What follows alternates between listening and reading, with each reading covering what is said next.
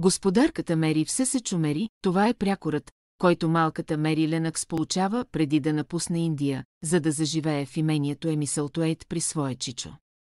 Капризно и разглезено, но и самотно и нещастно, момиченцето ще разбере, че в имението с 100 стаи се крият дългопазени тайни.